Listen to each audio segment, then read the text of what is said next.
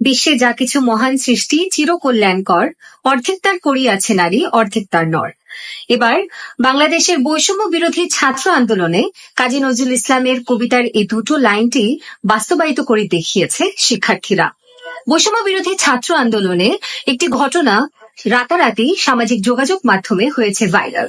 সেটি হচ্ছে একটি নারী শিক্ষার্থী পুলিশের গাড়িকে প্রতিহত করছে তারই ক্যাম্পাসের বড় ভাইকে পুলিশের হাত থেকে রক্ষা করার জন্য। আজ আমরা সেই নারী শিক্ষার্থীর কাছে চলে এসেছি দর্শক। তাহলে চলুন আর দেরি না করে কথা বলে আসি নুসরাতের সাথে। আপু, প্রথমত জানতে চাই যে এই যে বৈষম্য বিরোধী ছাত্র আন্দোলন, এটাতে আপনার আসলে যুক্ত হওয়াটা কিভাবে হয়েছে? আসলে যখন ওটা শুধু কোটা মুভমেন্ট ছিল, তো ওই সময়টা তো দেখতাম সবাই প্রোটেস্টে যাওয়ার জন্য। তো ওই সময় আমার অনেক ইচ্ছে হয় যাওয়ার, বাসা থেকে তখন তত পারমিশন দেয়নি আমাকে বের হওয়ার জন্য। তখন বলতো যে তুমি এতদূর কিভাবে যাবা, আর তুমি তো দাবিতেও পড়ো না যে ওখানে তুমি যাবা।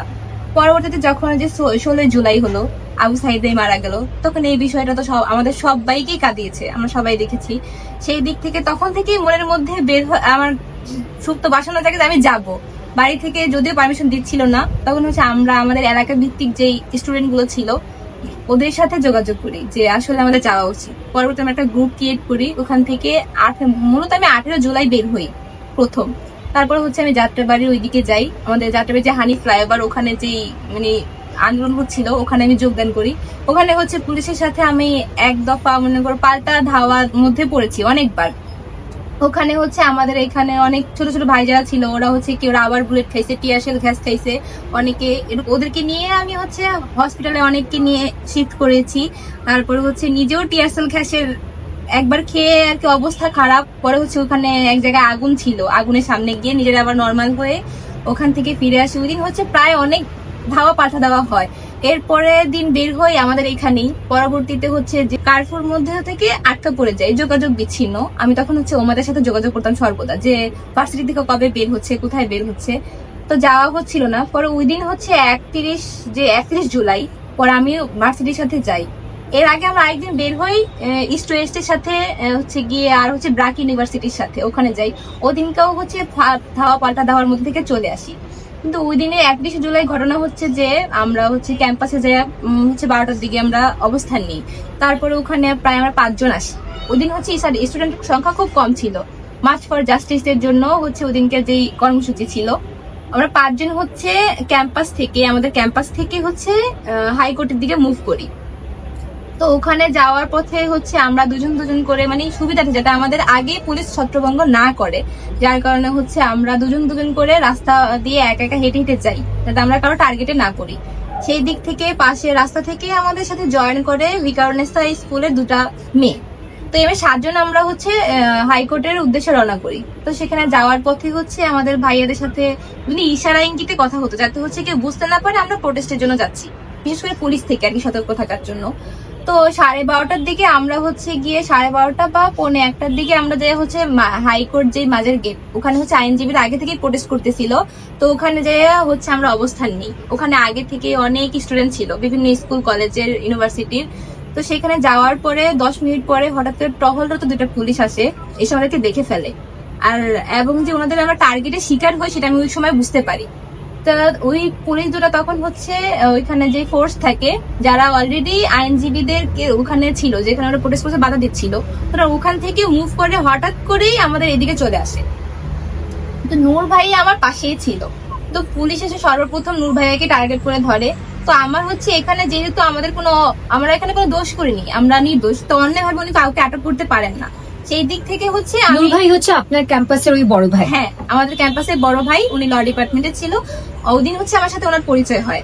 পরবর্তীতে যেহেতু উনি অন্যায়ভাবে আটক করতেছেন, আর অন্যায়ভাবে কাউকে উনি আটক করার রাইটস ওনার নাই, তো সেই দিক থেকে আমার বাধা দেওয়া। আমি ওনার হাত ধরি, কিন্তু পুলিশ আমার হাতে ঘুষি টাইপের দিয়ে আঘাত করে, তো আমার হাত ছুটে যায়। পরবর্তীতে উনি নূর ভাইকে নিয়ে চলে যাচ্ছিল। তো ওই সময় আমি কি করব, আমি আটকাতে হবে যে কোনো মূল্যে। তো সেই দিক থেকে আমি পিছন থেকে আবার দৌড় দিয়ে গিয়ে ভাইয়ার হাত ধরি এবং ওনাদেরকে বলতেছিলাম যে আপনারা অন্যভাবে আটক করতে পারেন না, ভাইকে ছেড়ে দেন। তো ওনারা ছাড়তেছিল না। পরবর্তীতে যখন আমার হাতটা বারে ছাড়াই দিচ্ছিল, হাতে আঘাত করছিল, চোর মারছে অনেকগুলো। পরবর্তীতে আমি ভাইয়ার কোমরের দিকে লক্ষ্য করি, দেখি ভাইয়ার কোমরে একটা বেল্ট ছিল, আর ওই বেল্টে ধরার জন্য মতো সুবিধা জায়গা ছিল। তো আমি ভাইয়ার কোমরের বেল্ট ধরি, আর ওই দিক থেকে পুলিশ ভাইয়ার পকেটের মধ্যে ধরে রাখছিল।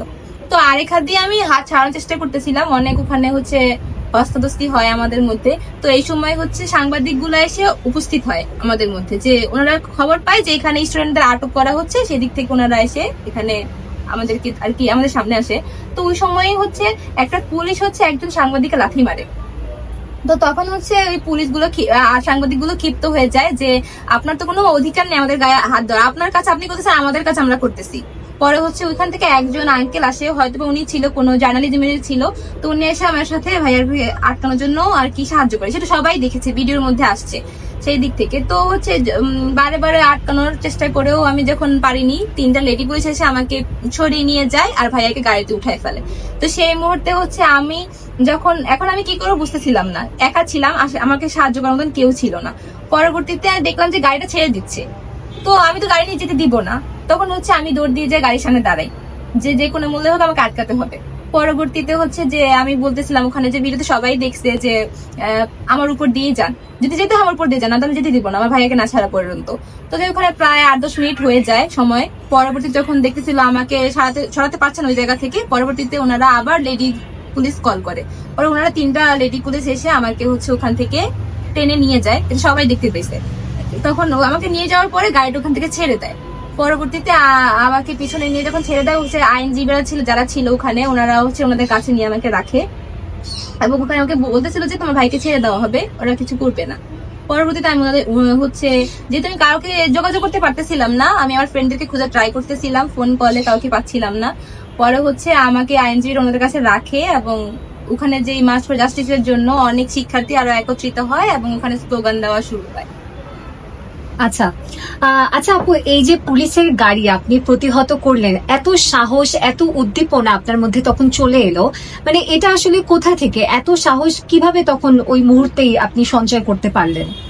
আসলে আমাদের উপরে যেই অন্যায়গুলো অবিচারগুলো করতেছিল ওই সময়ে, যে স্বৈরাচারী শাসক ছিল, আমি যে স্বৈরাচারী বলবো, আর তার বাহিনীগুলা, যে সামরিক বাহিনী, তারা যে নির্মমভাবে আমাদের উপরে মানে আক্রমণ করতেছিল, তার থেকে তাদের প্রতি যে রাগ ক্ষোভ জন্ম নেওয়া আমাদের, সেই দিক থেকেই হচ্ছে যে আসলে মানে ওই সময় হচ্ছে যে, তো উনি অন্যায় করছে, আমি অন্যায় করছি না, এটা আমার অধিকার, আমি অধিকার আদায়ের জন্য আমি হচ্ছে আমার প্রোটেস্টে নেমেছি, যেহেতু অন্যায়ের প্রতিবাদ করতে হবে। আর এই অন্যায়ের প্রতিবাদ করার জন্যই হচ্ছে, আর যে কোনো মূল্যে আমাকে আমার ভাইয়াকে রক্ষা করতে হবে, যে নিয়ে নিয়ে যেতে যেতে দেওয়া যাবে না। সেই দিক থেকে আমি হচ্ছে গাড়ির সামনে দাঁড়িয়ে পড়ি। ওখানে আমার একটাই মাত্র ওয়ে ছিল, যে আমার কাছে তখন ওই সময় মনে হচ্ছে যে একটাই ওয়ে, যে আমি ভাইয়াকে প্রতিহত করতে নিয়ে যাওয়া থেকে প্রতিহত করতে পারবো, সেখান থেকে আমার গাড়ির সামনে দাঁড়িয়ে যাওয়া। নারী হিসেবে আসলে এরকম আন্দোলনে পুরুষদের জন্যই যাওয়াটা অনেক রিস্কি, কখনো গুলি খাওয়া বা টিয়ার শেল অনেক রিস্কি ব্যাপারটা। তো আপনার পরিবার থেকে কি কোনো প্রতিবন্ধকতা বা পরিবার থেকে বাধা এসেছিল? প্রথম দিকে তো অবশ্যই বাধা আসে, যখন আমার বাবা এই বিষয়টাকে একদমই মেনে নিতেন না, পছন্দ করতেন না। তো আমার ঘর থেকে বের হয়ে যাওয়া হচ্ছে, যখন বাবা বাড়ি থেকে বের হইতো, ওই সময় হচ্ছে আমি আম্মুকে বলতাম, আম্মু বিষয়টাকে সাপোর্ট করতো, যে বলতো যে প্রতিটা স্টুডেন্টের যা হবে তোমার তা হবে, তোমার ভাগ্যে যদি থাকে তুমি এখানে শহীদ হবা বা কোনোভাবে আঘাতপ্রাপ্ত হবা, সেটা তো হচ্ছে তোমার ভাগ্যের ব্যাপার। তো সেই দিক থেকে আমাকে বাড়ি থেকে, আম্মু থেকে কখনো বাধা পেতে হয়নি, তবে একটুখানি বলতো সতর্ক থাকার জন্য। আর বাবা যখন চলে যেতেন তখন হচ্ছে আমি বের হতাম। মানে পরিবার থেকে কোনো প্রতিবন্ধকতা আসেনি আমার। আসলেও আপনি আসলে হ্যাঁ, সেটাকে আমি হচ্ছে তাদেরকে বুঝিয়ে আমি বের হয়ে গেছি, যে যেহেতু আমার ভাইরা রাস্তায় জীবন দিতে পারতেছে, আমার বোনরা এত লাঞ্ছনা যেটা দেখছে ছাত্রলীগ তাদের গায়ে কতভাবে নিরীহভাবে অত্যাচার করছে লাঠি সোটা দিয়ে, তো সেই দিক থেকে যদি ওরা করতে পারে, কেন আমি পারবো না?